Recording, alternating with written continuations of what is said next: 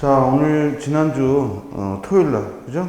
토요일날 치렀던 시험인데 시험 치자마자 우리가 좀 한번 검토해 보면은 앞으로 또 여러분들 공부하는데 어떤 방향을 잡아야 되는지 이걸 좀 알 수 있을 겁니다.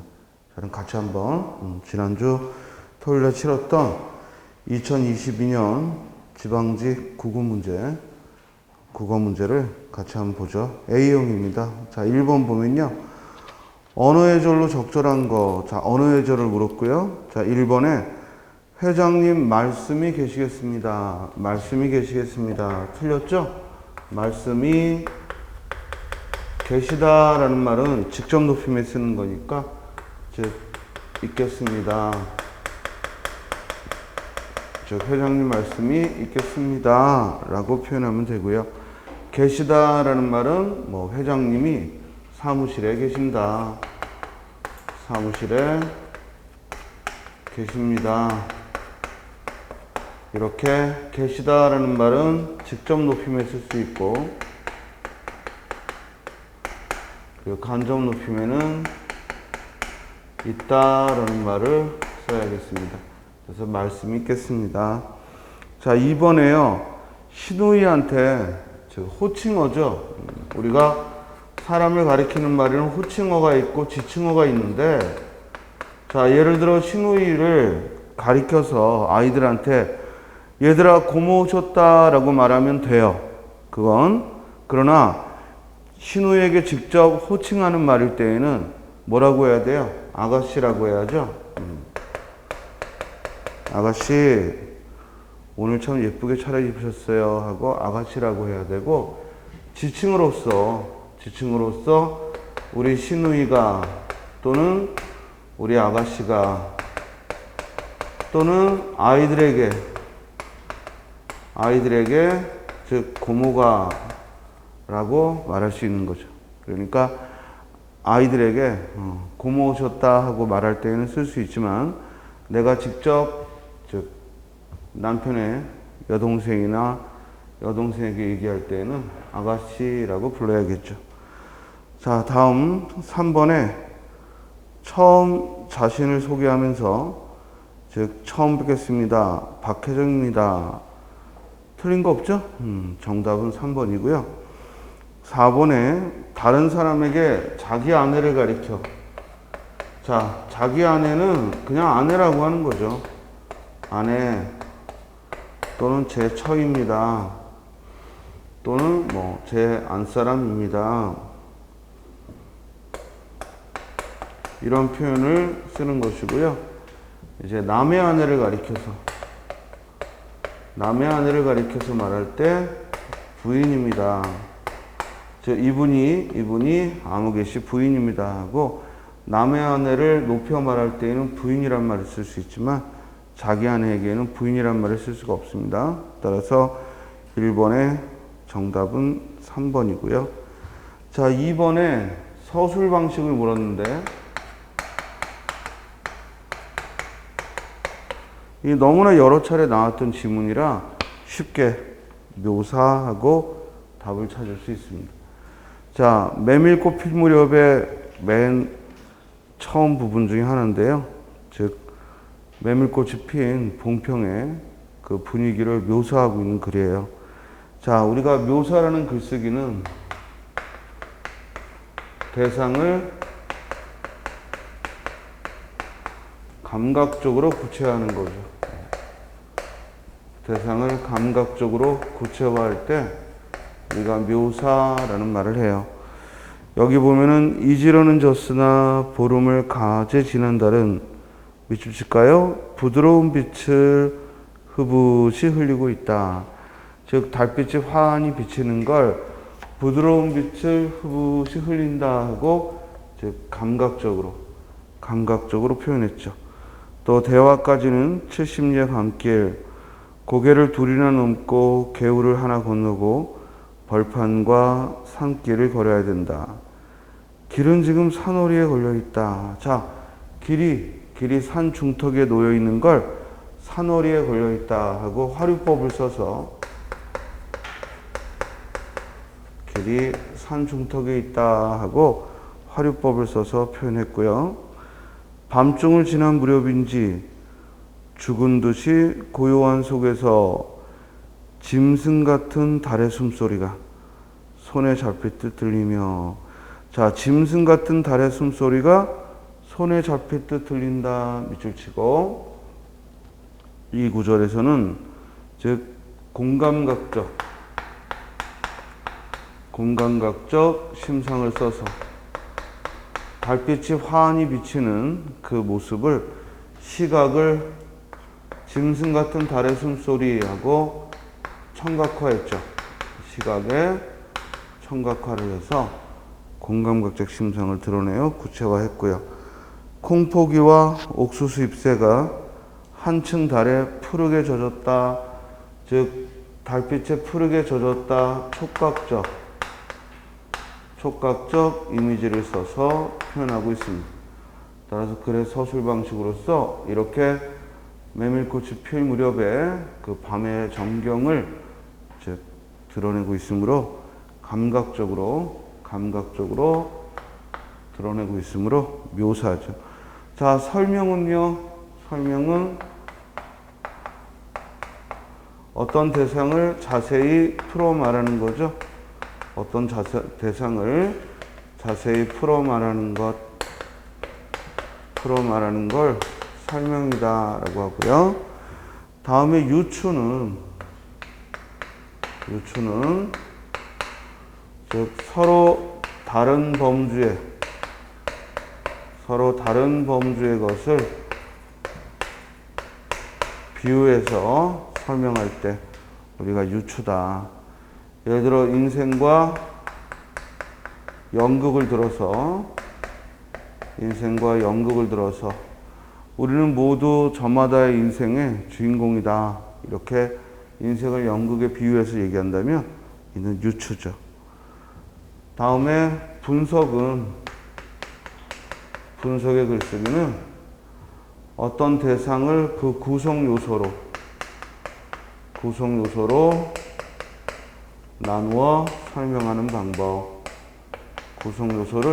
나누어 설명하는 방법을 분석이다라고 해요. 자, 글의 서술 방식은 매년 출제되고 있는데요. 이는 아주 기본적인 걸 물었어요. 그래서 즉 묘사냐, 설명이냐, 유추냐, 분석이냐, 또는 뭐 정의냐, 과정이냐, 이렇게 독해의 아주 기본적인 방법, 글쓰기의 방법을 물었습니다. 자, 2번의 정답은 1번. 다음 3번 문제를 보죠. 다음 글에 대한 이해로 적절하지 않은 거. 자, 제가 항상 시험에 나오는 지문은 즉 일반적 진술 후에 이것을 구체화하는 것, 이런 구조의 지문이라고 했어요. 그래서 대체적으로 중심 문장을 앞에 주고요. 즉 중심 문장을 앞에 주고 그것을 여러 뒷받침 문장으로 구체화하는 걸 볼 수가 있어요.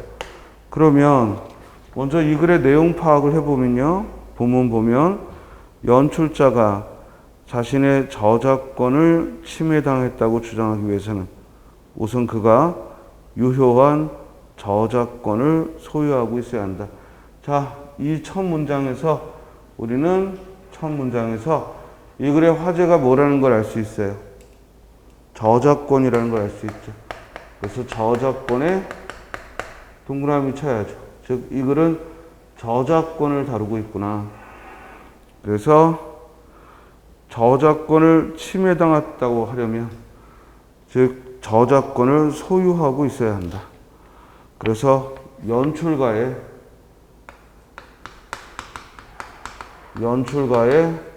저작권을 화제로 삼았어요.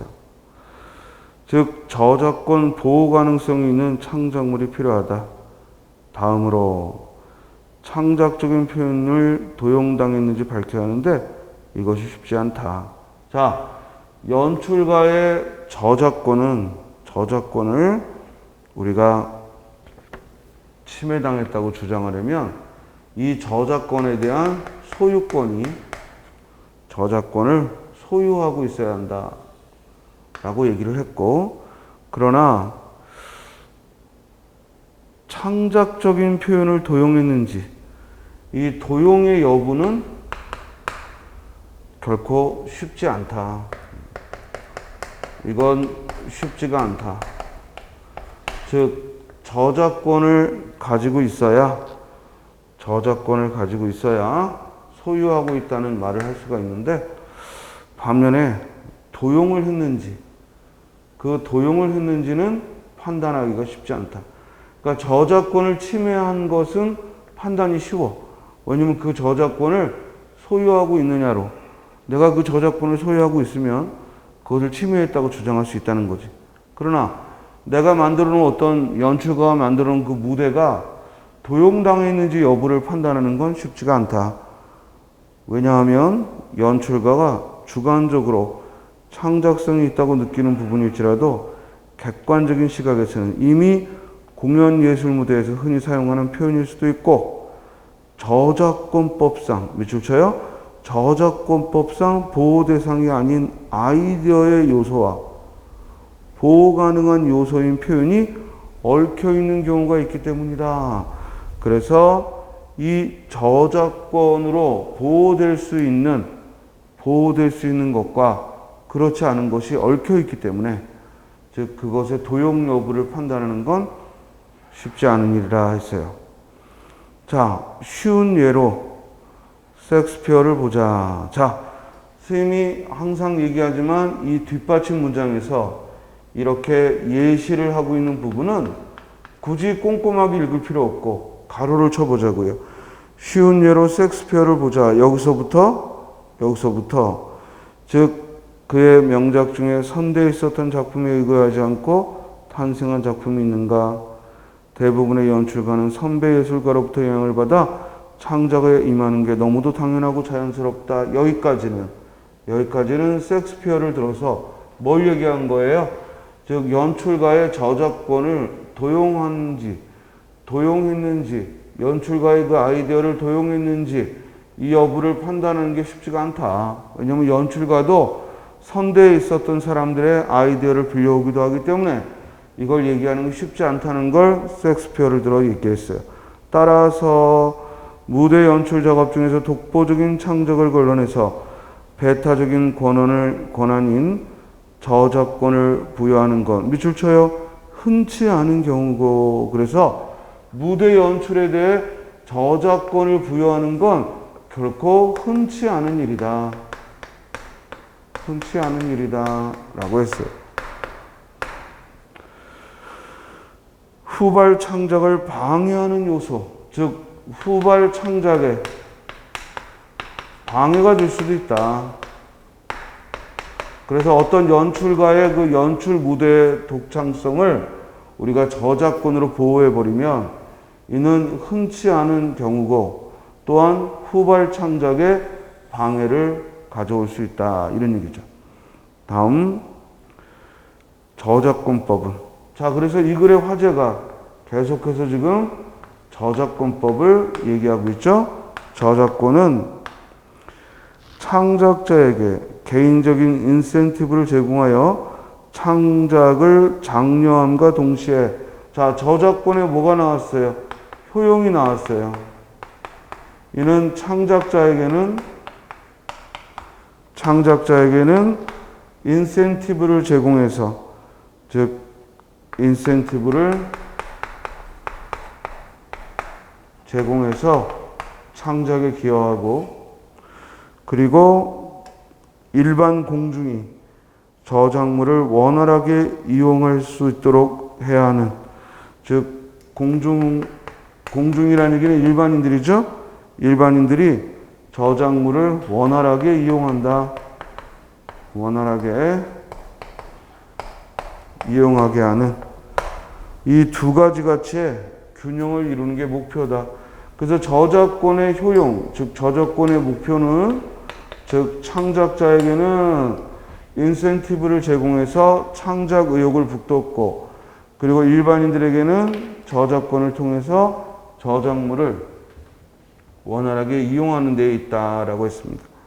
자, 아래 선택지를 보면요. 1번 무대 연출의 창작적인 표현의 도용 여부를 밝히기는 쉽지 않다. 써 있죠? 도용 여부를 밝히는 건 쉽지 않다. 써 있죠? 나와 있고. 2번 저작권 침해를 당했다고 주장하려면 유효한 저작권을 소유하고 있어야 한다. 역시 나와 있죠? 저작권을 침해당했다고 얘기하려면 소유를 하고 있어야겠다.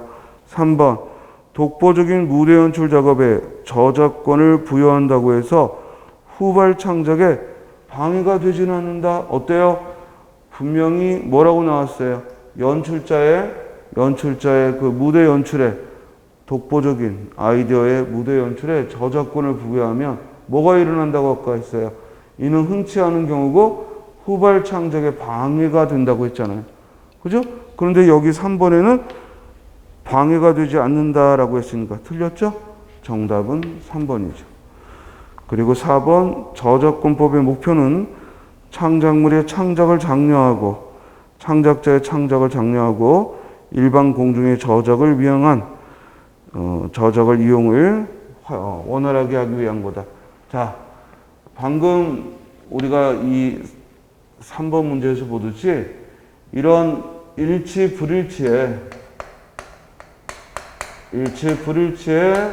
이런 사실적 이해를 묻는 문제는 여러분들이 학생 때 수능 준비하면서 해봤고, 즉 우리 국어 문제는 다른 과목에서의 지문과는 달리 내가 이미 머릿속에서 저작권에 대해서 알고 푸는 게 아니라요. 그죠? 알고 푸는 게 아니라 지금 그 자리에서 이 지문에서 써 있는 그 내용, 연출자의 저작권의 즉 화제에 대해서 써 있는 내용을 가지고 일치 불일치를 찾는 거예요. 그러니까 본문에서 항상 내가 이 선택지가 맞다, 그르다라는 판단의 근거를 항상 본문에서 찾기 바랍니다. 자, 3번의 정답은 따라서 3번이었죠. 자, 4번을 보면요. 이번에는 고쳐쓰기로 적절하지 않은 거였는데요. 자, 이때는 방금 우리가 읽었던 것처럼 3번 문제처럼 일치 불일치를 묻는 게 아니라 이는 독해 문제가 아닌 즉 어휘 문제였어요. 어휘의 쓰임이 올바로 고치지 못한 것, 이걸 묻는 거거든요. 따라서 즉 기억 리을에 고쳐쓰기로 적절하지 않은 것, 이 문제는 그 고쳐쓰기의 대상을 보니까 어휘를 올바로 쓰라는 문제였고, 따라서 어휘 문제였죠. 봅시다. 파놉티콘은 원형 평면의 중심에 감시탑을 설치해 놓고 주변으로 빙 둘러 죄수들의 방이 배치된 감시 시스템이다. 그러니까 이 글의 지금 제재는 파놉티콘인데 지금은 독해 문제가 아니니까 파놉티콘이라는 이 제재에 대해서 굳이 관심을 기울일 필요는 없죠. 그죠? 다만 고쳐쓰라고 했던 부분이 어딘지 찾아가 봅시다. 먼저 기억을 보면요. 그렇게 수차례 처벌이 있게 되면 죄수들은 실제로 교도관이 자리에 있을 때조차도 언제 처벌을 받을지 모르는, 자, 우리 파놉티콘은 죄수는 감시자를 보지 못하고 감시자는 죄수들을 보는 구조거든요.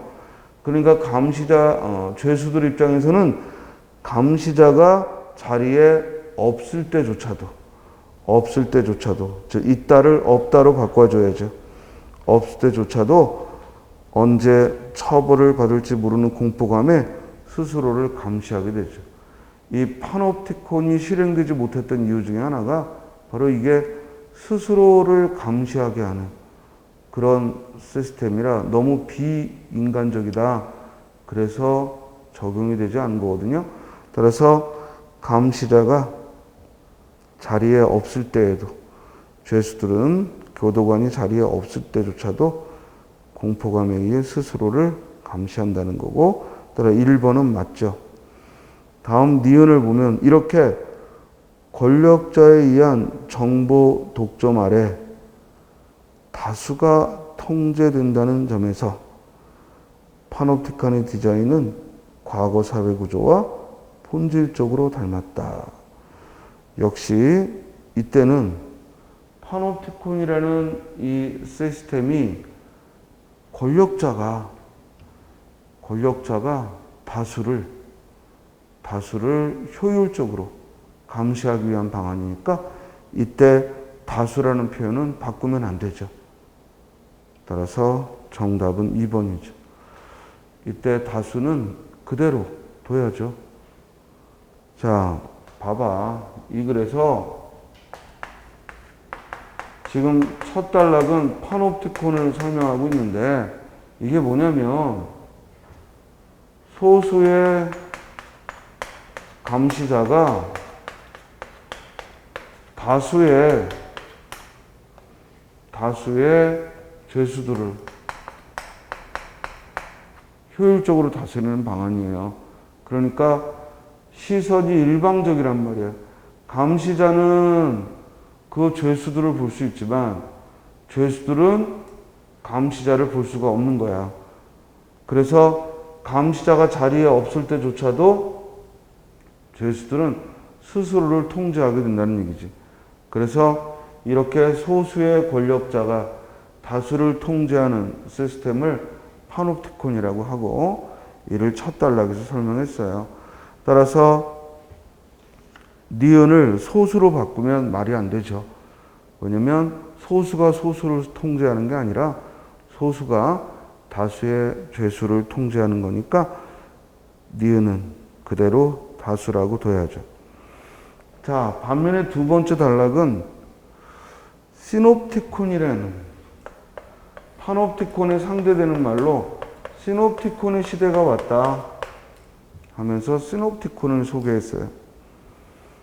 현대사회는 다수가 소수의 권력자를 동시에 감시할 수 있는 시놉티콘의 시대가 열렸다.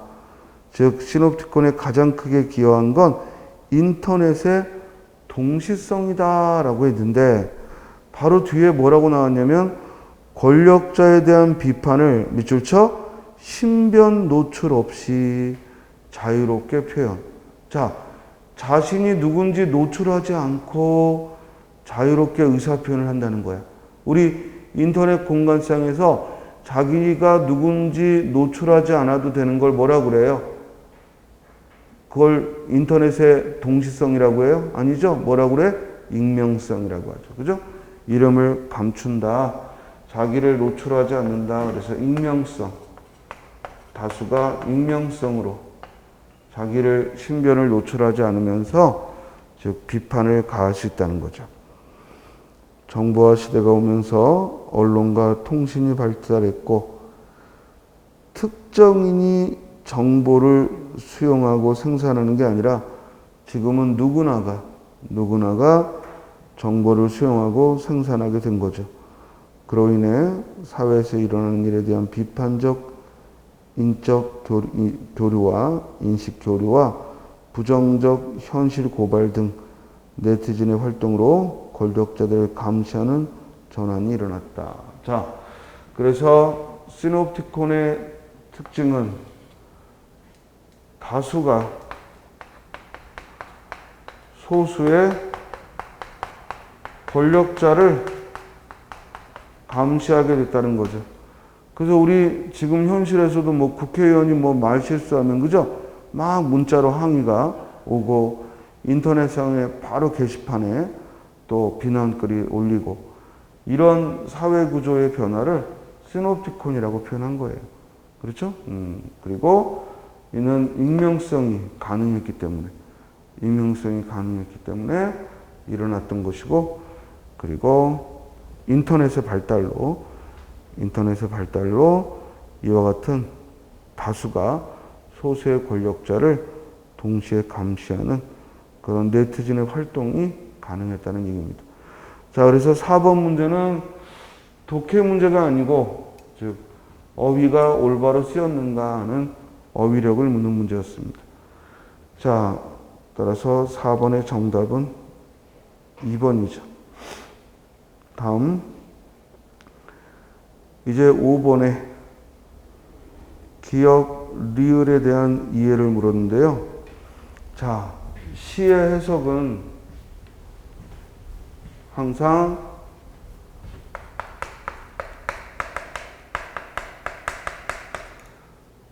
시의 해석 그 자체는 매우 다양한 해석이 가능하지만 우리가 시험에서 그 해석이 타당한지 여부는 바로 작품 안에서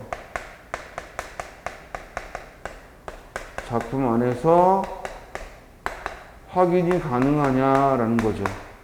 특히 어떤 시어의 의미나 또는 화자의 태도 이런 여부가 작품 안에서 반드시 확인이 돼야지 우리가 미리 이 시를 공부하고 난 후에 그러고 문제를 푸는 게 아니라 바로 모르는 작품이 나오더라도 작품 안에서 해석이 가능하다. 자, 그러면 어떻게 해야겠어요? 먼저 선택지를 보고 그 선택지에 써 있는 해석이 윗글에서 가능한지 이걸 봐야겠죠? 자, 1번 보면 기역은 시적 화자와 상반되는 처지에 놓여 있다. 자, 시에 등장하는 어떤 대상이 시적 화자. 시적 화자란 누구예요? 시 속에 노래하는 이거든? 이 시적 화자와 즉 동일시되는 그 대상이 동일시되는 경우도 있고 반면에 시적 화자와 반대되는 경우도 있는데 여기서 그 대상인 즉 산세가 시적 화자와 반대되는 처지냐라는 거죠. 그러면 시를 봐봐요. 산세도라고 했잖아요. 도라는 말에 밑줄 치고. 자, 도라는 말은 뭐예요? 도라는 보조사는 언제 써요? 도라는 말의 보조사는 언제 써요? 같은 처지일 때 쓰죠. 즉 산세도라고 했다는 얘기는 결국 산세가 나와 화자와 같은 처지라는 거예요. 만약에 산세가 나와 다른 처지라면 조사를 뭘 썼겠어요? 산세는 이랬겠죠. 그죠? 또는 산세만 이랬겠죠. 이해됐나요? 그런데 산세도라고 보조사 도를 썼으니까 상반되는 처지다 틀렸죠. 상반되는 게 아니라 오히려 뭐예요? 시적 화자와 동일시되는 대상이에요. 다음 2번. 니은은 시적 화자에게 놓인 방랑기를 말한다. 본문을 보면 눈은 내리네 와서 덮이네 오늘도 하룻길은 7, 80리길. 이때도 또 오늘도라고 했죠. 오늘도. 그러면은 내가 길을 걷는 게 뭐야? 어제도 그랬고 오늘도 그랬고 길을 걷는 게 반복되고 있다는 거예요. 그리고 오늘 걸었던 하룻길은 7, 80리라고 했으니까 이건 어제도 그렇게 걸었고 오늘도 그렇게 걸었으니까 이는 화자가 걷는 바로 그 길, 방랑길을 의미하겠죠. 따라서 2번이 올바른 해석이죠. 돌아서서 60리는 가기도 했어. 이때 돌아서서 60리를 갔다는 얘기는 화자가 지금 길을 떠났는데 그 길을 떠난 게 마지못해 떠났다는 거야. 기꺼이 어떤 이상을 품고 떠난 게 아니라 마지못해 떠나야 했던 그런 처지라는 걸 알 수 있죠. 그러니까 한 70리 걷다가도 마음은 뭐야? 다시 또 한 60리 돌아가 있는 거니까 그만큼 화자가 걷는 이 길이 내키지 않는 그런 방랑의 길이다 하는 걸 의미하죠. 다음 3번에요. 디귿은 시적 화자의 애국지향의, 애국이야 이국이야? 애국지향의 의식을 강조한다. 이국인가요? 이국지향? 뭐 이국이든 애국이든 상관없는데, 자, 불기가 뭐예요? 불기. 불기, 다시 불기. 삼수갑산에 다시 불기. 사나이 속이라 이지런만 15년 정분을 못 잊겠네. 이때 불기란 그 귀자가 돌아갈 귀자거든. 따라서 불기하면 뭐야? 돌아갈 수 없다는 거죠. 돌아갈 수 없다는 거죠. 삼수갑산에 다시 불기라는 얘기는 죽어서라도 다시 돌아갈 수 없다는 거예요. 따라서 이것이 무슨 이국정서나 애국정서하고는 전혀 관계가 없죠. 즉 불기라는 말은 고향을 돌아갈 수 없다는 그 처지를, 고향에 돌아갈 수 없다는 처지를 노래한 것이지 무슨 이국정서를 드러낸 건 아니죠. 4번에 리을은 시적 화자가 지닌 분노의 정서라고 했는데요. 산새는 산에는 오는 눈, 들에는 녹는 눈, 산새도 오리나무 위에서 운다. 자, 여기서 산새는 시적 화자와 동일시되는 인물이라고 아까 했는데, 그렇다면 산새가 오리나무 위에서 운다라는 얘기는 시적 화자의 그런 방랑의 처지처럼 산새 역시 돌아가지 못하는 처지를 노래한 거니까 이건 분노가 아니라 뭐예요? 슬픔이죠. 가야 할 곳에 가지 못하는 슬픔의 정서를 드러내는 것이지 분노를 드러낸다고 볼 수는 없죠. 따라서 5번에 기억 리을에 대한 적절한 설명을 물었으니까 정답은 2번이 되겠습니다. 자, 그러면 김소월의 이 길이라는 시는 결국 무엇을 의미하는가? 여기에 대해서 주제를 잡는데, 이 시가 나오게 된 그 시대적 배경을 고려한다면 우리 민족이 일제강점기에 일제의 수탈로 고향을 떠나서 먼 만주나 저런 해외로 나갈 수밖에 없었다. 그런 우리 민족의 그런 방황, 방랑을 또 시련을 의미한다. 이렇게 해석할 수도 있고, 그거는 그 시대적 배경을 고려했을 때 그렇게 해석이 가능한 것이고, 반면에 그런 시대적인 거에 대한 고려가 없다면 이 시는 바로 나그네 고향을 떠나서 다시 고향에 돌아가지 못하는 그런 슬픔, 고향을 떠나 다시 고향에 돌아가지 못하는 슬픔을 노래했다. 이렇게 얘기할 수 있죠. 그래서 여러분들이 무조건 시대적 배경만 찾아서 해석하려고 하지 말고, 일단 1차적으로 우리가 해볼 수 있는 해석은 시 작품 안에서 내재적으로 접근하여 해석하는 것이 좋겠습니다. 자, 따라서 5번에 가장 적절한 건 2번이죠. 다음 6번 문제를 보면요. 이번에는 다음 글에 대한 감상으로 적절하지 않은 것인데요. 자, 황석영의 삼포 가는 길. 우리 시험에 한 서너 차례 나왔을 거예요. 그만큼 가장 많이 인용되는 소설 중에 하나인데요. 자, 이 질문을 가지고 묻고 있는 건 소설의 일반적인 질문이었어요. 뭐냐? 우리 흔히 소설 구성의 3요소를 뭐라고 하냐면, 소설 구성의 3요소를 인물, 사건, 배경이라고 해요. 그러면 항상 여러분들은 이따가 고전 소설도 나올 텐데 고전 소설이든 현대 소설이든 등장인물을 반드시 체크하고 그리고 그 인물들 간의 관계 여보세요? 뭐 어머니냐 딸이냐 형이냐 아우냐 그렇지? 또는 서로 호감을 갖는 사이인가 아니면 서로 적대하는 사이인가 이렇게 그 관계를 파악하려고 애써야 돼요.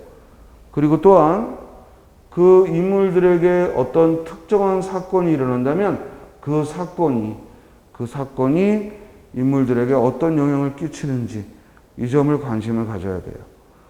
그리고 배경을 드러내는 요소들이 있어요.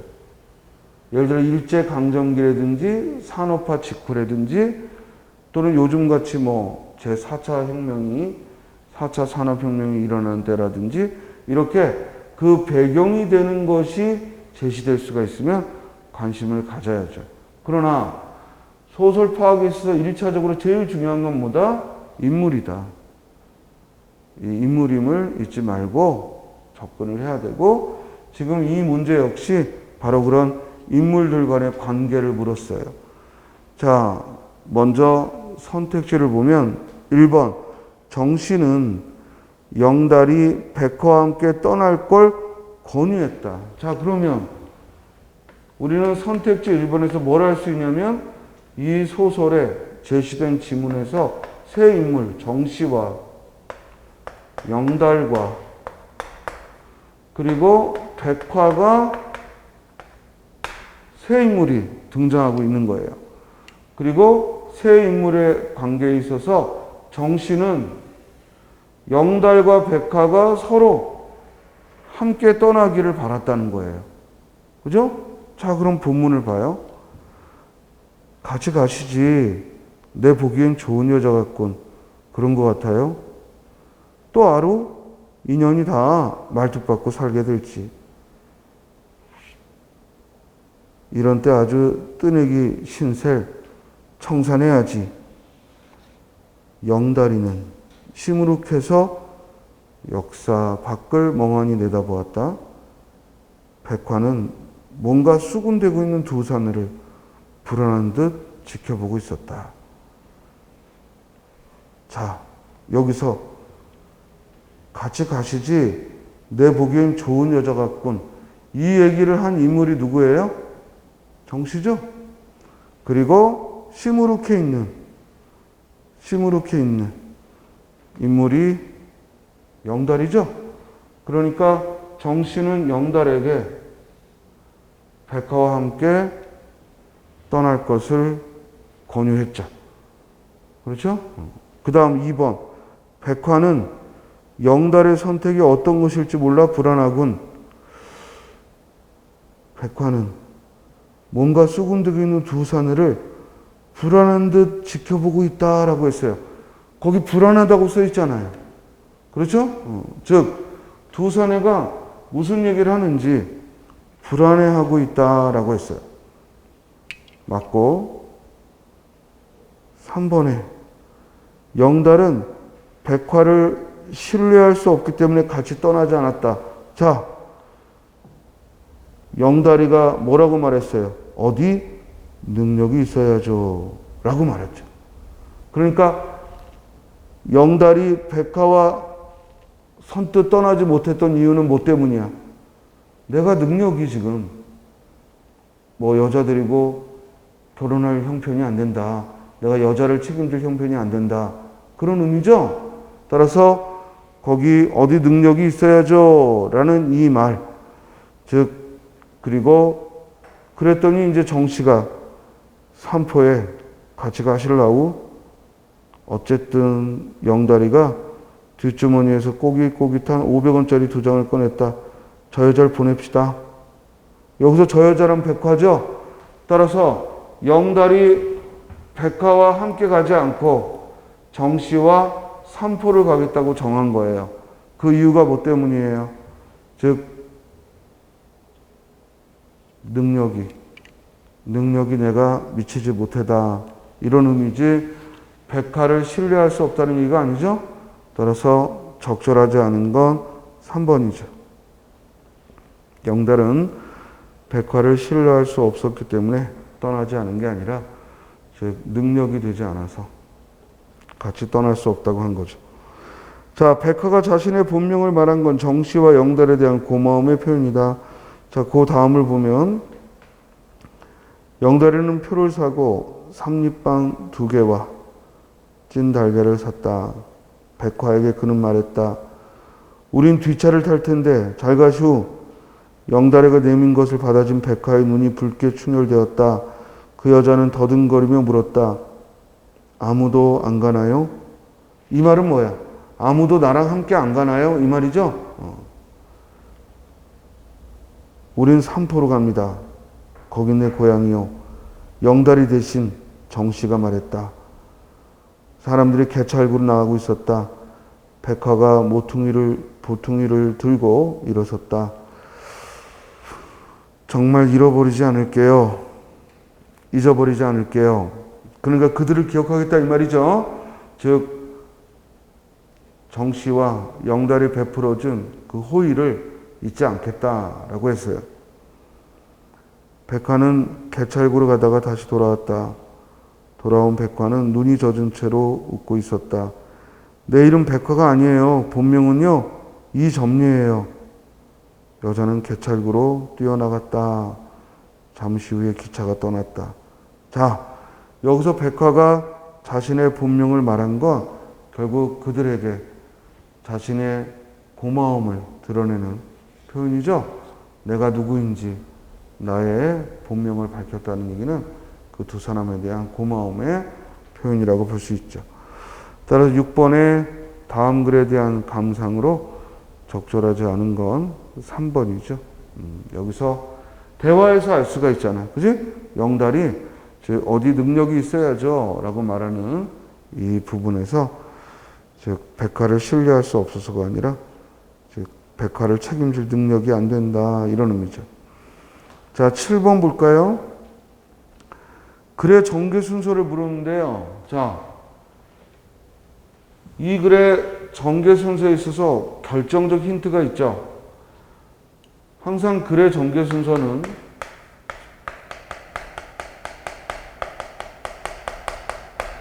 일반적인 진술 후에 구체적 진술이 오는데 특히 그 지시어나 그것에 공통된 단어, 즉 지시어나 공통된 단어에 주목하자라고 했어요. 그러면 여기 선택지에 가가 먼저냐 나가 먼저냐라고 했을 때 가에서는 과거에는 고통만을 안겨주었던 지정학적 조건이 이제는 희망의 조건이 되고 있다라고 했고 나에서는 100년 전 우리는 순환과 비극의 역사를 겪었습니다. 자, 가에서 과거에는 이라고 얘기했던 게 나에서 우리는 100년 전에 순환과 즉 비극의 역사를 겪었다고 나와 있으니까 즉 나가 먼저 나와야죠. 그죠? 그리고 이 나의 내용을 보면 100년 전 우리는 순환과 비극의 역사를 겪었습니다. 해양으로 나가려는 세력과 대륙으로 진출하는 세력이 한반도를 가운데 놓고 싸움을 벌였습니다. 마침내 우리는 국권을 상실하는 아픔을 감수했습니다. 즉 우리가 국권을 상실한 아픔을 겪었다라고 했는데 바로 라에 보면은 결정적 힌트 그 아픔은 이라는 말이 나왔지. 그지? 라에 그 아픔은 분단으로 이어져 오늘에 이르고 있습니다. 그러면 누가 보더라도 라에 나와 있는 그 아픔이 분단으로 이어진다고 했는데 나에 제시된 바로 우리가 국권 상실의 아픔을 겪었다는 얘기가 나오고 그걸 그 아픔하고 지시하고 있으니까 나라로 이어지는 건 명료하죠? 이해됐어요? 이 그 아픔이 바로 분단 이전에 겪었던 그 아픔이 나에서 굳건 상실의 아픔으로 나오니까 따라서 정답은 나라의 순서죠. 그렇죠? 그럼 답이 될 수 있는 건 몇 번? 4번이죠. 그래서 나라, 다, 가의 순서죠. 그래서 나와 라에서는 우리가 100년 전부터 굳건 상실과 분단의 아픔을 겪었다. 그런 얘기가 나오고 라의 뒤에 그러나 이제 우리에게도 새로운 희망의 시대가 열리고 있습니다. 라는 얘기가 나왔죠. 그러면서 이제 우리에게 펼쳐진 희망의 시대에 대한 그런 구체적 진술이 뒤에 이어지는 것이죠. 그래서 나라, 다가의 순서. 자, 8번 봅시다. 다음 대화에 대한 설명으로 가장 적절한 거. 예은 씨, 오늘 회의 내용을 팀원들에게 공유해 주시면 좋겠는데요. 네, 알겠습니다, 팀장님. 오늘 회의 내용을 요약 정리해서 메일로 공유하면 되겠죠? 자, 이렇게 부하 직원인 B가 질문을 했더니 A가 네, 맞습니다. 라고 했어요. 그런 다음, 네, 그럼 회의 내용은 개조식으로 요약하고 팀장님을 포함해서 전체 팀원에게 메일로 보내도록 하겠습니다. 그랬더니 A가 예은 씨, 그런데 개조적으로 회의 내용을 요약하는 방식에는 문제가 있지 않겠어요? 라고 했더니 부하 직원인 B가 그렇겠네요. 자, A나 B나 공통적인 태도가 있지. 뭐야? 둘 다 상대방의 말을 일단 먼저 긍정하고 있다는 거예요. 그렇죠? 둘 다 먼저 상대방의 말을 긍정하면서 즉 공감을 하면서 말을 이어가고 있죠. 따라서 8번의 정답은 몇 번? 2번이죠. A와 B는 대화 중에 공감의 표지를 드러내며 그 공감의 표지가 뭐야? 고개를 끄덕이며, 그죠? 고개를 끄덕이는 그런 공감의 표지를 드러내며 상대방의 말을 듣고 있습니다. 이해됐어요? 자, 9번에 다음 글에 대한 이해로 적절하지 않은 거 됐습니다. 먼저 대체로 이것도 일치, 불일치를 묻는 문제인데요. 선택지 1번을 보면 A시에 있는 학교의 만 19세 미만 재학생은 청소년 의회교실에 참여할 수 있는 대상이다. 자, 아까 선생님이 그랬잖아. 일치, 불일치 문제는 반드시 뭐야? 본문 안에 써 있어야 된다고. 그죠? 그러면 그 대상을 말하고 있는 앞부분을 가보면요. 19세라는 구체적인 나이가 나와 있는 게 중간에 있죠? 뭐라고 써 있어요? 밑줄 쳐. 대상은 A시에 있는 학교에 재학 중인 만 19세 미만의 청소년이다. 나와 있네요. 그죠? 그러면 1번 맞고 2번 A시의 시의회 의장은 청소년 의회교실의 민주시민 소양과 관련된 교육 내용을 결정할 수 있다. 자, 이제 시의회 의장에 대한 얘기가 나오는 게 중간에 또한 시의회 의장은 고유 권한으로 본 회의장 시설 이용이 가능하도록 지원할 수 있다고 했고, 바로 그 위에는 이 조례에 따르면 시의회 의원은 의회교실의 참가자 선정 및 운영 방안을 결정할 수 있다라는 얘기가 나와 있죠. 그래서 민주시민의 소양과 자질 등에 대한 교육 내용이 포함된다라고 했어요. 그러니까 2번, 3번 모두 방금 읽었던 부분에 들어있죠. 시의회 의장의 역할에 대해서 방금 읽었던 부분에 2번과 3번의 내용이 들어있습니다. 그런데 4번 A씨의 올해 청소년 의회 교실은 의원 선서, 조례안 상정, 자유발언, 찬반 토론, 전자투표의 순서로 진행된다. 자, 요 순서가 나와 있는 게 바로 맨 뒷부분 본문 보면은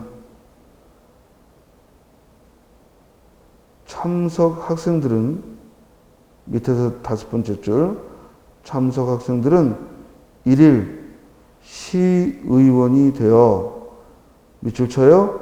의원 선서 나오죠? 의원 선서를 한 후 그 다음 밑줄 쳐요. 자유 발언 시간을 먼저 가졌죠. 의원 선서 후에 바로 자유 발언 시간을 가졌죠. 이어서 관계 조례안이 상정됐죠. 그러니까 순서상 조례안 상정이 먼저가 아니라 뭐가 먼저야? 자유 발언이 먼저지. 그렇죠?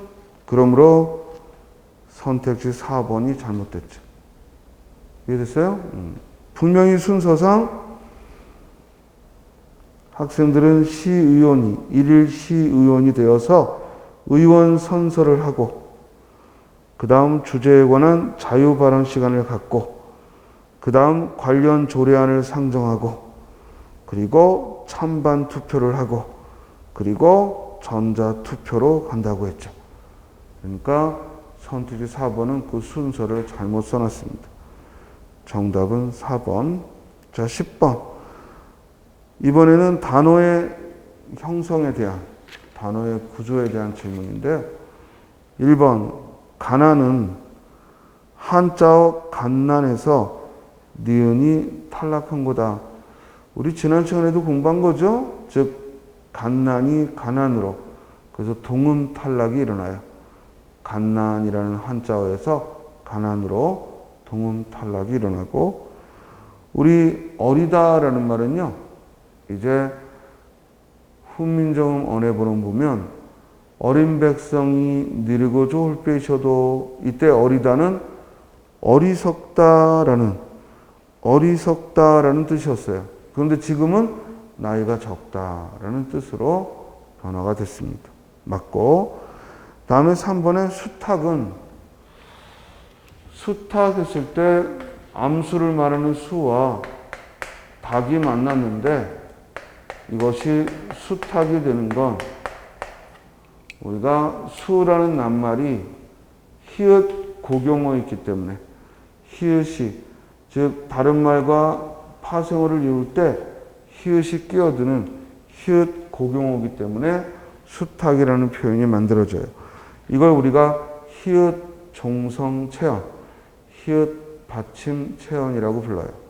그래서 수와 닭이 만났을 때 수탉이라고 쓰게 되는 건, 즉 히읗 종성 체언, 히읗 받침 체언이기 때문에 수탉하고 이루어진 거죠. 근데 4번에 점잖다는 의젓하다는 의미의 점잖이에 하다가부터 형성된 거다? 아니죠. 점잖다는요, 젊다라는 말에 지, 안, 타가 만나서 젊지 않다라는 말이 줄어들어서 점잖다가 된 거죠. 그렇죠? 그래서 뭔가 점잖하다 하면 나이가 들듯 지긋이, 이런 의미죠. 따라서 지긋이, 이런 의미죠. 즉 점잖다라는 말은 나이가 들어 지긋이, 이런 의미로서, 즉 젊지 않다라는 말이 준말이죠. 그러므로 10번에 4번은 틀린 거지. 의젓하다는 의미의 점잖이의 손말이 아니라 젊다라는 말에 뭐뭐하지 않다라는 보조용문이 왔고, 이것이 줄어서 점잖다를 만들었죠. 그래서 뭔가 좀 점잖게 하면 나이 지긋하게 또는 무게감이 있게, 그지? 의젓하게, 이런 의미로 쓰였습니다. 그런데 의젓하게라는 그 해석은 맞는데 이 단어가 점잖이에서 온 말이라는 거. 이게 틀린 설명이라고. 즉 점잖다는 젊다라는 말에 뭐뭐하지 않다라는 보조용언이 와서 점잖다라고 줄어든 말이죠. 따라서 10번에 적절하지 않은 건 4번이 되겠습니다. 이해됐죠? 자, 잠깐 쉬었다가 이어서 나머지 10문제도 함께 하죠. 자, 11번 한번 봅시다. 다음 글의 주제를 물었어요. 그러면 먼저 첫 단락을 보면요. 예전의 혐오는, 예전에 그랬죠? 예전에 밑줄 치고, 예전의 혐오는 대중의 관심을 끄는 말이 아니었지만 요즘은 익숙하게 듣는 말이 되었다. 그러니까 예전에는 혐오라는 것이 그다지 많이 쓰이지 않았는데 요즘은 익숙하게 됐고, 이는 과거에 혐오가 존재하지 않았다는 말이 아니다. 단지 최근 몇 년 사이에 이 문제가 폭발하듯 가시화되었다는 것이다. 가시화 밑줄 치고, 가시화라는 말은 눈에 띈다 이 말이죠. 눈에 띄게 되었다. 혐오 현상은 외계에서 뚝 떨어진 괴물이 만들어낸 것이 아니라 거기엔 밑줄 쳐요. 자체의 역사와 사회적 배경이 반드시 선행한다. 그래서 혐오라는 건 즉 역사적 배경과 그것이 등장하게 되는 역사적 배경 그리고 사회적 배경, 역사와 사회적 배경이 반드시 전제된다라는 거예요. 그러면 이 글은 혐오라는 현상이 역사와 사회적 배경에서 등장한다 이 말이죠. 자, 다음 단락에 이 문제를 바라볼 때 주의사항이 있다. 자, 주의사항 밑줄 치고, 자, 주의사항이 있다. 그러니까 혐오를 바라보는데 주의사항이 있다. 이 말은 필자가 주의해야 한다라고 지금 알려주고 있단 말이에요. 그럼 뭘 주의하느냐? 혐오나 증오라는 특정 감정에 집착하면 안 된다. 감정에 집착하지 마라 이 말이에요. 그 혐오라는 감정에 집착하지 마라. 혐오가 주제인데 거기에 집중하지 말라니 얼핏 이율배반처럼 들리지만 이는 매우 중요한 포인트다 밑줄 치고, 중요하다고 했어요. 혐오라는 감정에 집착하지 않는 게 중요하다고 했어요. 그러면 두 번째 단락은 바로 우리가 혐오라는 감정에만 집착하는 건 즉 주의해야 될 사항이다 하는 걸 강조했어요. 그러면서 말하고 싶은 것이 세 번째 단락에 나오죠. 인과관계를 혼동하면 곤란하다. 즉 인과관계를 혼동하지 말자라는 거예요. 즉 혐오라는 것은 어떤 배경에서 나왔는지가 중요한 거지, 혐오라는 그 감정 자체는 결과적인 것일 뿐이고, 따라서 그 결과인 혐오에 즉 감정에 집착하지 말고 인과관계에 주의하자 이거죠. 우리가 문제시하고 있는 각종 혐오는 자연 발생한 게 아니라 사회적으로 형성된 감정이다.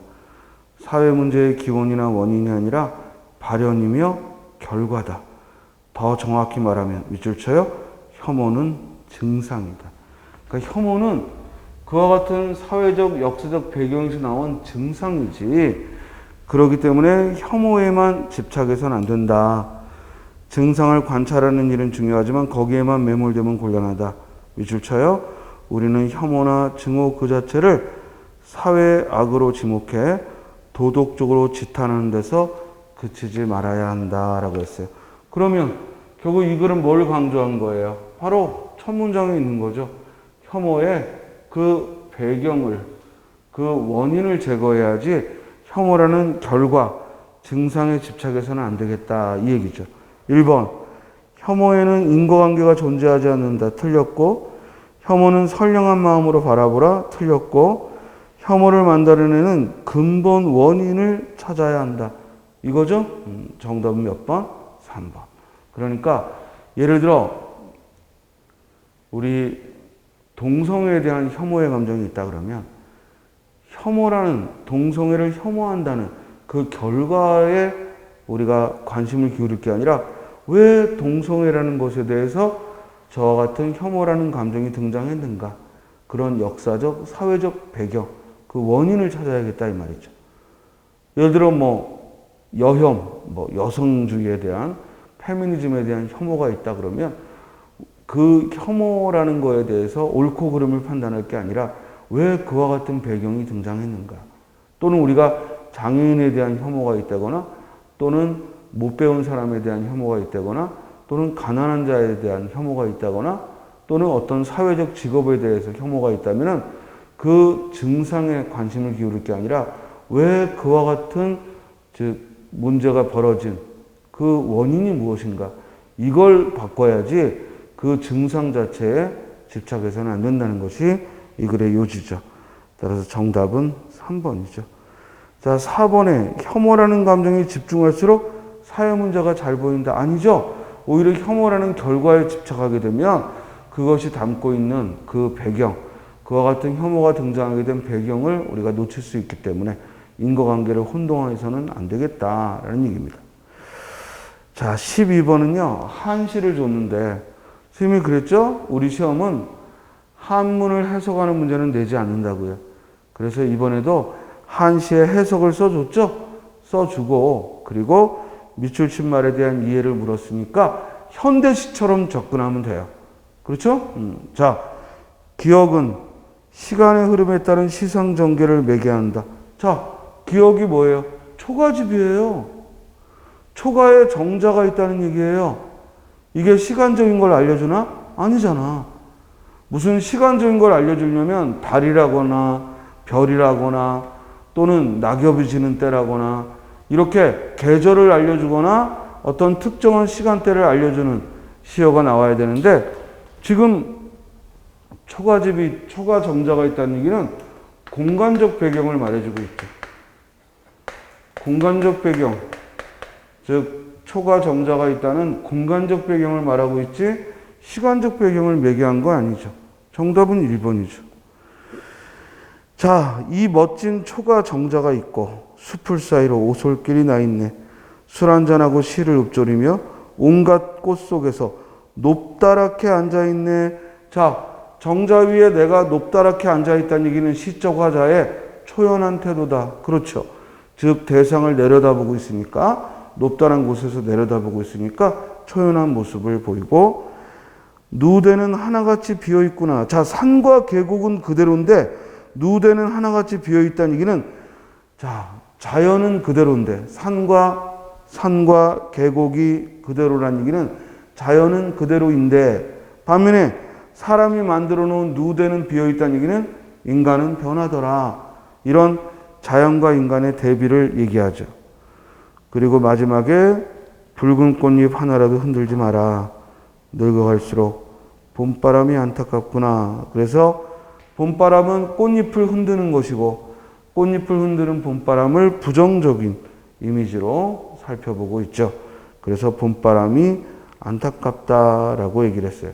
자, 그러면 이 노래는 무엇을 주제로 한 거냐? 바로 인간 만사가 결국에는 다 지고 사라지는 것. 그래서 심지어 이 시인은 꽃잎이 지는 것도 안타깝다고 얘기했어요. 그래서 마지막에 늙어갈수록 봄바람이 안타깝다라고 했으니까 늙어가는 거에 대한 소회, 늙어가면서 인간 만사가 결국 사라지는 것에 대한 소외감을 드러냈다. 이렇게 볼 수가 있죠. 따라서 12번에 적절하지 않은 설명은 1번이죠. 아주 쉬운 문제였어요. 왜냐하면 우리가 시간적 배경을 매개한다 그러면 아까 말한 대로 어떤 아침, 점심, 저녁 때를 가리키는 시어거나 아니면은 계절을 나타내는 시어가 나와야 되는 거고 지금 여기 초가 정자라는 건 공간적인 배경을 말하니까 즉 1번이 틀렸음을 쉽게 알 수 있고요. 13번. 자, 사람의 몸을 지시하는 말이 포함되지 않은 것. 어휘 문제인데요. 다행히도 이건 그동안에 몇 번 출제됐던 거예요. 그래서 1번에 선생님께서는 슬하에 이럴 때 슬하할 때 슬자가 무릎 슬자예요. 그래서 슬하라는 말은 즉 무릎 아래 이런 뜻이죠. 그래서 슬이 무릎 슬자예요. 2번에 수완이 좋다 할 때 숫자도 손 숫자고요. 완자도 팔목 완자예요. 그래서 어떤 솜씨가 좋을 때 수완이 좋다 이런 말을 해요. 그러므로 수완에는 즉 손과 팔목이라는 뜻이 들어있어요. 3번에 여러 팀이 우승을 위해 긴 시간 동안 각축을 벌였다. 이때 각축의 각이 뿔각자예요. 뿔각자. 그러니까 동물들이 서로 뿔로 머리를 겨누고 싸우는 거니까 이때는 사람의 신체하고는 관계가 없죠. 정답은 3번. 자, 사업단의 발족 그랬잖아요. 이 족자가 발족자가 쓰여요. 그래서 발족 하면은 어떤 사업단이 시작됐다, 일어났다 라는 의미고 이때 족은 발족자를 쓰죠. 그러므로 13번 사람의 몸을 지시하는 말이 포함되지 않은 건 정답은 3번이죠. 자, 14번은요. 고전 소설 두 편을 주고 즉 홍계월전이라는 소설과 장기전을 주고 그런 다음에 역시 등장인물의 성격을 물었어요. 가에 보면 계월은 이 가에 제시된 글의 내용을 보면 계월이 여자 옷을 벗고 갑옷과 투구를 갖춘 후 용봉, 창월과 수기를 잡아 행군에 별궁에 자리를 잡았다. 그러니까 계월이 여자인데 여자의 신분으로 군인으로 지금 행군을 해서 별궁에 자리를 잡았다는 거예요. 그리고 군사를 시켜 보국에게 명령을 전하니 그러니까 계월이 보국이라는 장수에게 명령을 내렸다 이 말이죠. 그죠? 계월이 보국에게 명령을 전하니 보국이 전해오던 명령을 보고 화가 머리끝까지 났다. 그러나 보국은 예전에 계월의 위험을 보았으므로 명령을 거역하지 못해 갑옷과 투구를 갖추고 군문에 대령했다. 이때 계월이 좌우를 돌아보며 말했다. 보국이 어찌 이다지도 거만한가? 어서 예를 갖추어 보이라. 즉 보국에게 명령을 내렸는데 보국이 이제 계월을 얕잡아 본 거겠지. 왜냐면 계월이 여자이기도 하니까 여자가 군복을 입고 있다고 하더라도 우습게 본 거지. 그래서 계월이 뭐라고 했어요? 예의를 갖추라고. 호령이 추상과 같으니 군졸의 대답소리로 장안이 울릴 정도였다. 보국이 그 위험을 보고 겁을 내어 갑옷과 투구를 끌고 몸을 굽히고 들어가니 얼굴에서 땀이 줄줄 흘러내렸다. 그러니까 결국 보국이 계월의 위험에 눌려서 땀을 흘렸다 하는 거야. 자, 계월과 보국의 관계가 이해됐죠? 그죠? 다음, 나를 보면 장기 고집 끝끝내 굽히지 않아 까투리가 홀로 경황 없이 물러서니. 자, 장기가 등장하고 까투리가 등장해요. 자, 장기는 숙공이고 까투리는 암공이에요. 장기는 숙공이고 까투리는 암공이야. 그런데 장기가 고집을 굽히지 않으니까 까투리가 홀로 경황 없이 물러서니 장기란 놈 거동보소. 콩목으로 들어갈 때 12장목 펼쳐들고 꾸벅꾸벅 고개 좋아 조춤조춤 들어가 반달 같은 혀뿌리로 드립다 콱 찍으니 두 고패가 둥그레지며. 자, 이게 지금 어떤 장면이냐면 장기가 까투리의 말을 안 듣고요. 까투리가 거기 가지 마라 위험하다 이랬는데 장기란 놈이 그 말을 안 듣고 가서 덥석 모이를 물다가 지금 그물에 잡힌 거예요. 덫에 걸린 거야. 즉 장기가 까투리의 말을 안 듣고 덫에 걸린 거죠. 저런 광경 당할 줄 몰랐던가? 남자라고 여자의 말 잘 들어도 패가하고 계집의 말을 안 들어도 망신하네. 까투리 거동을 볼짝시면 상하 평정 자갈 못해 자락머리를 풀어놓고 당글당글 뒹구며 밑줄 쳐 가슴 치고 일어나 잔디풀을 쥐어뜯어 애통하며. 그러니까 까투리는 장기에게 위험한 곳에 가지 말라고 했는데 장기가 그 말을 안 듣고, 그래서 까투리가 원통해하며 지금 땅을 대굴대굴 구르는 거예요. 자, 이제 인물들 간의 관계를 알았어요. 그러면서 까투리는 두 발로 땅땅 구르며 붕성지통 극진하니 9 아들과 12딸 친구 번님들들 불상타 의논하며 조문을 애곡하니 가령공상 낭망천의 울음소리뿐이로다. 결국 장기는 까투리 말 안 듣고 죽은 거야. 그리고 그 장기의 죽음을 까투리가 원통해하고 애도하는 거죠. 1번, 기역니은은 모두 상대에 비해 우월하다? 아니죠. 개월은 보국에 비해 우월한 지위에 있지만 결코 까투리는 장기보다 우월한 입장이 아니죠. 장기는 남편이고 까투리는 아내인데 아내인 까투리의 말도 듣지 않고 장기가 제 멋대로 행동했으니까 우월하다고 볼 수 없죠. 이해됐지? 또 2번, 기역이 상대의 행동을 비판하는데 니은은 옹호했다. 아니죠.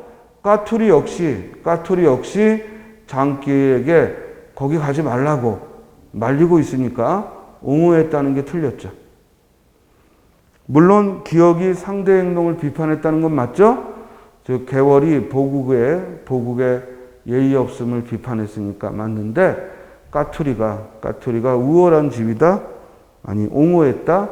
즉 장기의 행동을 옹호했다? 틀렸죠? 3번, 기역이 갈등을 타개하는데 적극적인데, 그렇지, 예의가 없으니까 혼을 냈죠. 그래서 혼을 내서 그걸 수정하게 했어요. 그러나 니은은 소극적이다. 그렇죠. 가지 말라고 말리지만 했을 뿐이지 막상 장기가 덫에 걸릴 때까지 속수무책일 수밖에 없었으니까 즉 3번이 정답이죠. 4번에 기역이 주변으로부터 호의적인 반응을 얻은 반면에, 즉 개월은 그 위험을 보이고 호의적인 반응을 얻었죠. 그런데 니은은 적대적인 반응을 얻었다. 자, 장기가 죽었다고 해서 까투리가 주변 사람들에게 적대적인 반응을 얻었어요? 아니잖아. 주변 사람들의 동정을 사고 있지? 즉 주변 사람들의 동정을 사고 있으니까 4번도 틀렸죠. 자, 14번 문제도요. 결국 무슨 문제야? 아까 현대소설에서 질문한 거하고 유사하게 인물 간의 관계를 우리가 짧은 시간 안에 파악하느냐, 그런 문제죠. 그래서 선생님이 항상 소설을 만나게 되면은 꼭 가서 복습할 때에는 줄거리를 읽어둬라, 이걸 강조하고 싶어요. 줄거리를 읽어두면 내가 아는 소설이 나왔을 때는 훨씬 더 빨리 즉 그 장면을 이해하는 게 빠르죠. 물론 모르는 소설이 나왔다고 해서 그때 틀리는 건 아니고 다만 시간이 좀 걸릴 뿐이지. 다만 소설을 읽을 때는 항상 어디에 초점을 둬라? 인물 간의 관계에 초점을 둬라. 알겠죠? 소설을 읽을 때에는 항상 인물들의 관계가 어떤 관계인가. 지금 1번은 개월과 보국이 즉 부하 장수와 그리고 선임 장수의 관계라면 이 니은의 나에서 까투리와 장기의 관계는 까투리라는 아내와 장기라는 남편의 관계인 거죠. 그렇죠? 자, 그리고 장기 전의 주제는 거기 써 있는 대로 남자가 여자 말을 안 들으면 패가 망신한다. 그래서 가부장제에 대한 풍자가 남자가 제멋대로 하다가 결국엔 이렇게 장기가 목숨을 잃은 걸 소재로 삼아서 가부장제에 대한 풍자를 드러내고 있습니다. 자, 15번은요, 한글 맞춤법 문제예요. 자, 우리 되뇌다. 기본형은 되뇌다. 되뇌이다 안 돼요. 틀렸고. 2번, 헤매다죠. 헤매이다라는 말 없어요. 헤매답니다. 틀렸고. 헤매고요. 헤매이다라는 말 없어. 되뇌이다라는 말 없어요. 그리고 목이 매다죠. 매이다라는 말 없어요. 목이 매다죠. 우리 자꾸만 목이 매이다, 목이 매이다 하는데 틀렸죠. 목이 매다죠.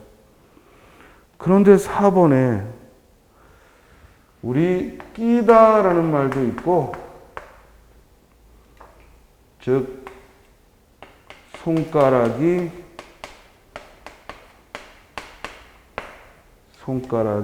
끼이다. 즉 피동에 피동사로서 전미사 이를 써서 끼이다를 만들 수 있죠. 그래서 끼이다는 끼어드는 거고, 끼어들다. 그래서 줄의 중간으로 끼어들다. 이때는 능동이니까, 주동이니까 끼어들다고요. 반면에 손가락이 끼었다. 피동이니까 끼이다. 그러므로 4번 끼는, 손가락이 끼는 사고 맞겠었죠. 정답은 4번. 그러나 나머지 단어들은 매다와 매이다 구별하는 게 아니라 매다만 있고 헤매다만 있고 되뇌다만 있습니다. 그러나 끼이다는 끼이다도 있고 끼이다도 있고, 끼이다와 끼이다는 즉 능동과 피동의 관계가 되고, 나머지는 되뇌이다 없는 말, 헤매이다 없는 말, 매이다 없는 말입니다. 15번의 정답은 4번. 자, 16번은요, 한자 문제가 나왔는데요. 주로 직업군을 얘기했어요. 그런데 우리 변호사, 뭐 중개사, 그죠? 이렇게 뭐 변리사, 뭐 감정평가사, 이때 사자는요, 그런 일을 하는 사람 이런 뜻이에요. 그러니까 일사자가 아니라 모두 선비사자를 써야죠. 그래서 16번에 4번이 틀렸죠. 변호사는 즉 맨 끝에 일사자가 아니라 선비사자를 써야 되는데 일사자를 써서 잘못 쓰였습니다. 소방관 할 때 공무원이니까 관리의 관자를 썼고요. 소방관. 그리고 과학자는 과학하는 사람이니까 nom자자를 썼어요. 과학자. 그리고 3번의 연구원은 그 집단의 구성원이니까 구성원자, 그래서 연구원이라고 썼습니다. 그래서 우리가 어떤 직업군을 말할 때 선비사자, 또 관리관자, nom자자, 구성원 원자 등을 씁니다. 따라서 잘못된 건 4번이죠. 16번의 정답은 4번. 자, 다음 17번. 다음 글에 대한 이해로 적절하지 않은 거 됐어요. 다음 글에 대한 이해로 적절하지 않은 거.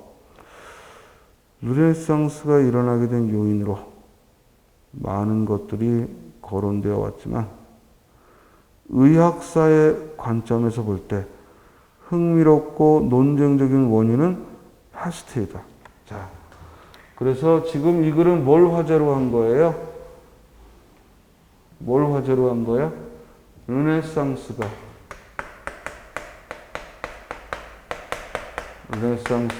일어난 원인을, 르네상스가 일어난 원인을 얘기하고 있고요.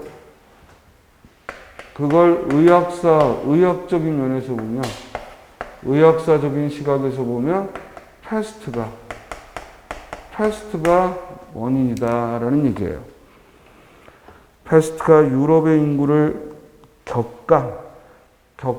밑줄 치고, 격감이 무슨 말이야? 급속히 줄어들다 이 말이죠.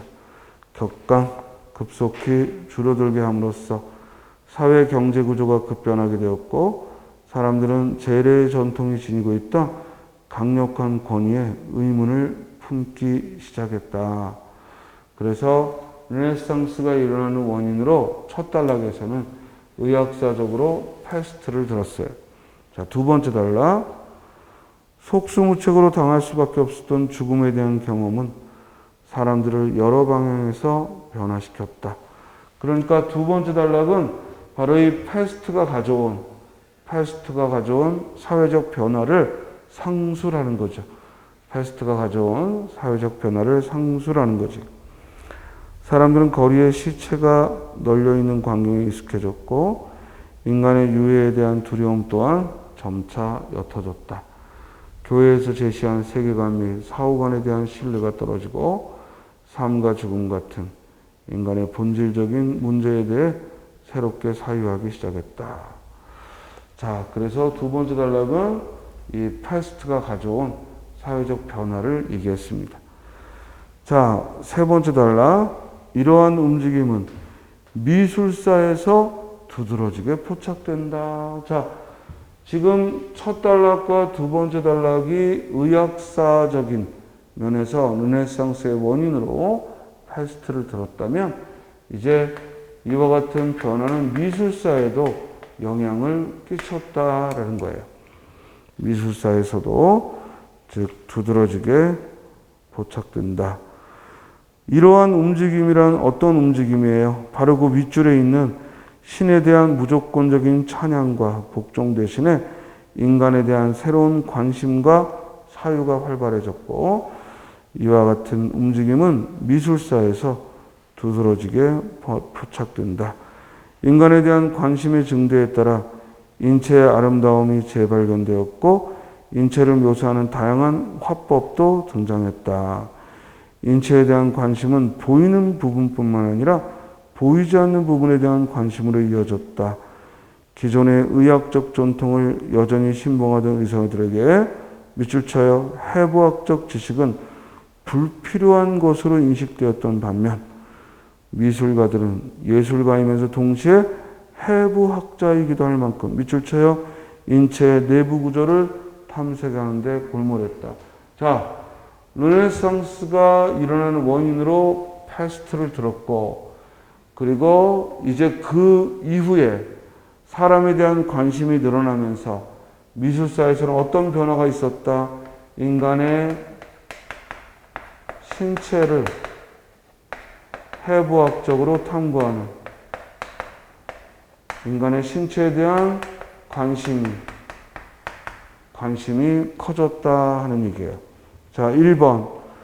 전염병의 창궐은 르네상스 발생을 설명하는 다양한 요인 가운데 하나다. 맞죠?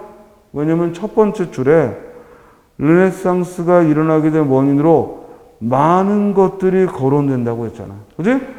즉, 르네상스의 원인으로 많은 것들이 거론되는데 의학사적인 관점에서 흥미롭게 볼 수 있는 게 패스트라고 했으니까 전염병 창궐은 다양한 요인 가운데 하나죠.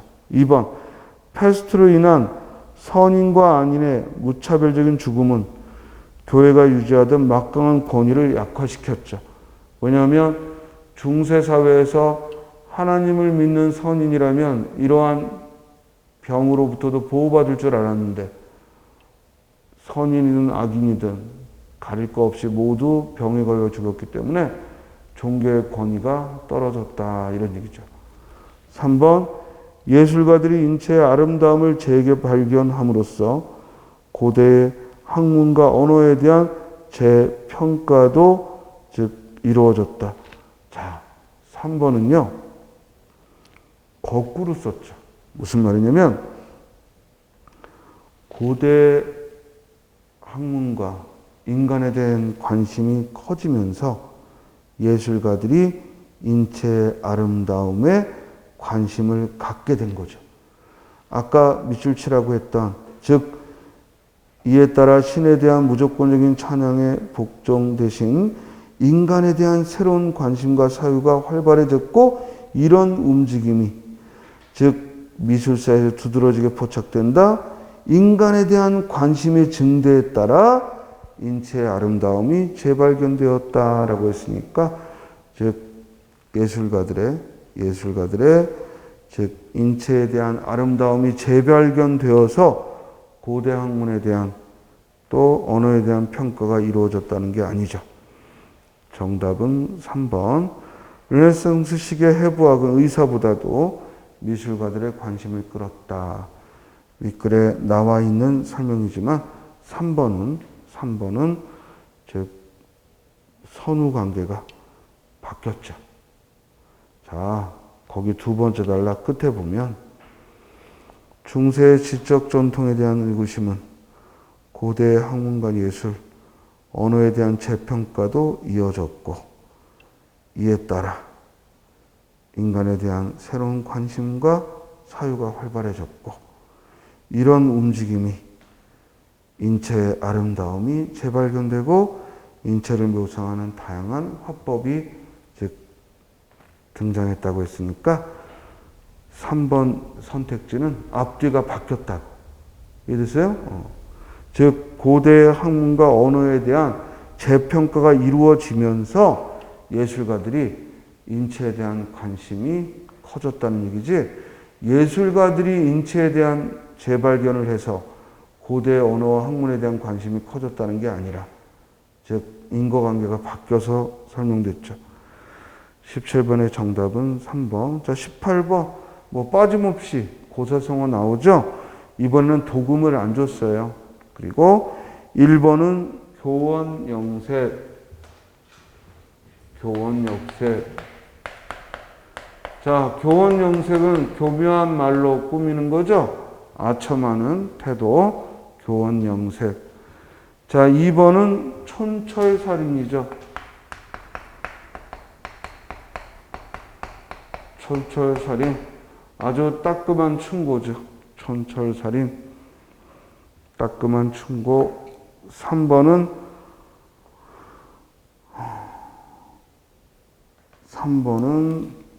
글자가 안 보이네.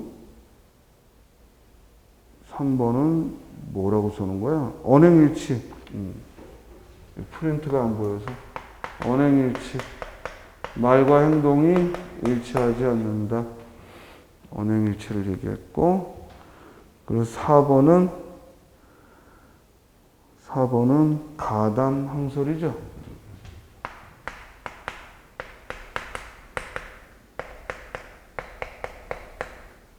가담항설. 즉 길거리에 떠도는 이야기. 그래서 가담항설, 길거리에 떠도는 이야기입니다. 자, 본문을 보면요. 추사 김정희의 세안도는 글씨를 쓰다 남은 먹을 버리기 아까워 그린 듯 갈필에 거친 선 몇 개로 이루어져 있다. 정말 큰 기교는 겉으로 보기에는 언제나 서툴러 보이는 법이다. 그러나 대가에 덤덤하듯 툭 던지는 한마디는 예리한 비수가 되어 독자의 의식을 헤집는다. 자, 툭 던진 한마디가 독자의 의식을 흔든다라고 했으니까 한마디 따끔한 말, 촌철살인이죠. 정답은 2번. 자, 19번. 다음 글에서 추론한 내용으로 즉 가장 적절한 것은, 자, 이 글은 논리 실증주의자들이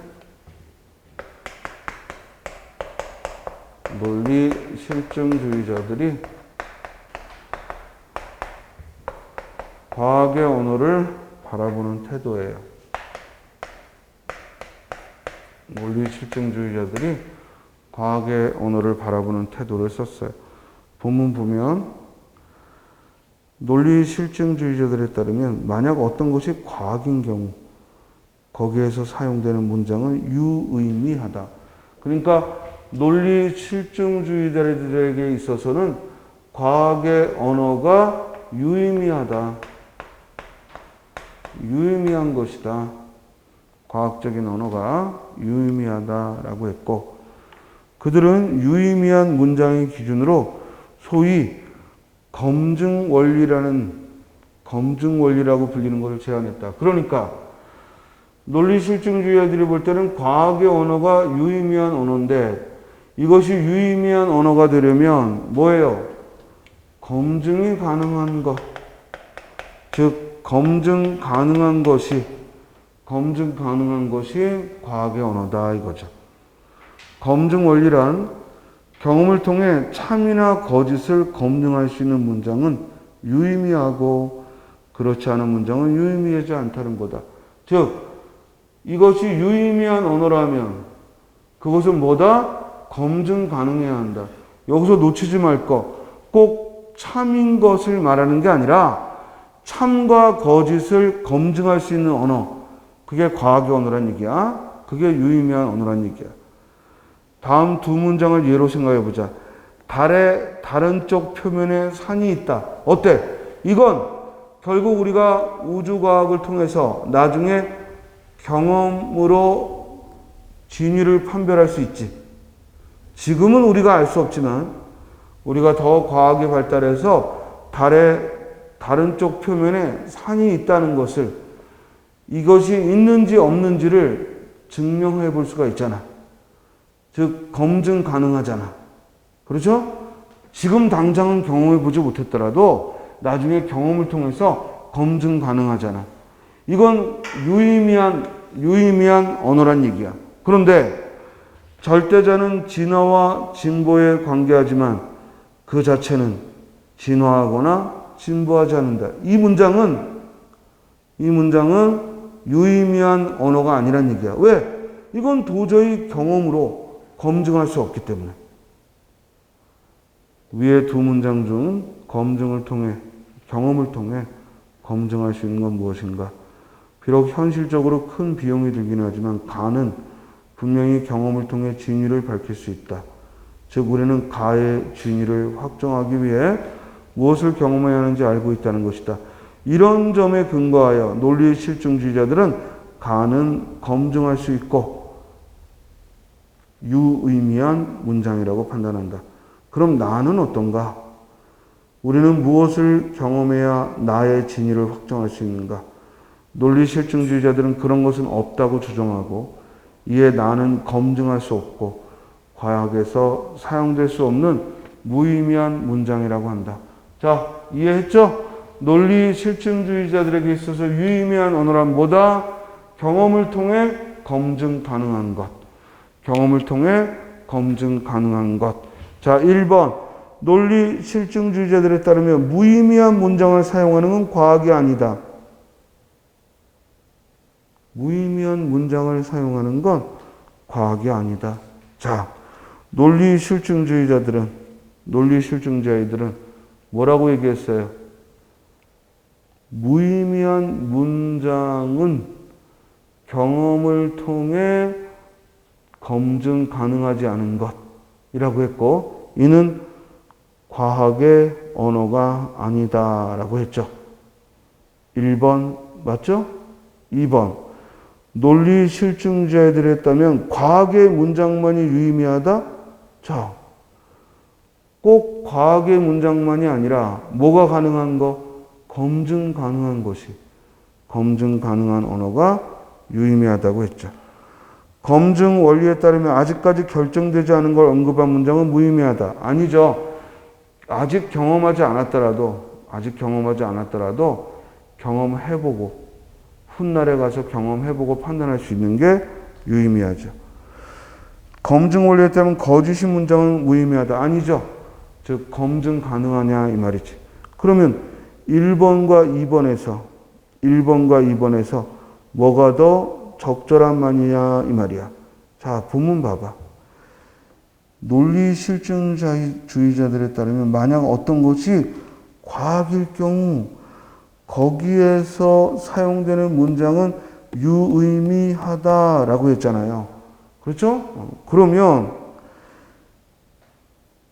그들은 유의미한 문장의 기준으로 소위 검증 원리라는 걸 얘기를 했죠. 그러니까 맨 마지막 문장. 논리 실증주의들은 나는 검증할 수 없고 그러므로 과학에서 사용될 수 없는 무의미한 문장이라고 했으니까 결국 무의미한 문장을 사용하는 건 과학이 아닌 거고, 그리고 2번은 과학의 문장만이 유의미하다는 얘기는 앞뒤를 바꾼 거야. 뭐냐면 유의미한 문장만이 과학이란 얘기지 과학에 사용된 문장이라고 다 유의미한 건 아니지. 그러니까 1번이 맞는 거죠. 이 앞뒤 관계 알겠어요? 자, 어떤 문장이 과학의 언어가 되려면 유의미한 문장이어야 돼. 그러면 그것이 유의미한 문장이 되려면 검증이 가능해야 돼. 근데 과학의 언어지만 검증이 가능하지 않으면 그건 뭐야? 유의미한 게 아닌 거지. 그러니까 결국 과학의 무의미한 문장을 사용하면 과학이 아닌 게 되고, 논리 실증주의에 따르면 과학의 문장만이 유의미한 게 아니라 과학의 문장은 검증 가능한 것이어야 한다 이 얘기죠. 그러므로 1번이죠. 그 다음 2번에 잠깐만, 논리 실증주의에 따른 무의미한 문장을 사용하는 건 과학이 아니고 논리 실증주의에 따르면 과학의 문장만이 유의미하다. 이건 앞뒤가 바뀐 거야. 과학의 문장도 무의미한 게 들어갈 수 있어. 그렇지만 그것이 무의미하다, 유의미한 것임이 증명되지 않으면 이제 과학에서 성립할 수 없으니까 즉 19번의 정답은 1번이죠. 다음 20번. 다음 글에서 추론할 수 있는 것만을 보기에서 모두 고르라. 컴퓨터에는 자유의지가 있을까? 나아가 컴퓨터에 도덕적 의무를 귀속시킬 수가 있을까? 자, 이번에는 뭘 다루냐면요. 컴퓨터가 자유의지가 있는가? 그리고 도덕적 의무를 적용할 수 있는가? 이걸 묻고 있죠. 컴퓨터는 다양한 전기 회로로 구성되어 있고 물리법칙, 프로그래밍 방식, 하드웨어 속성 등에 따라 필연적으로 등장한 초기 상태로부터 다음 상태로 넘어간다. 마찬가지로 두 번째 상태에서 세 번째 상태로 이동하고 이러한 과정이 계속해서 이어진다. 즉 컴퓨터는 결정론적 법칙의 지배를 받는 시스템이라는 것이다. 자, 컴퓨터는 결정론적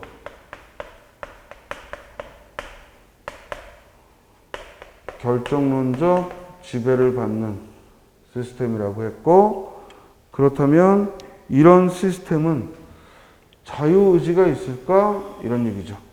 뭐 우리가 더 글을 안 읽어도 예상되는 건 결정된 대로 진행되는 거니까 자유의지라는 게 존재할 수 없죠.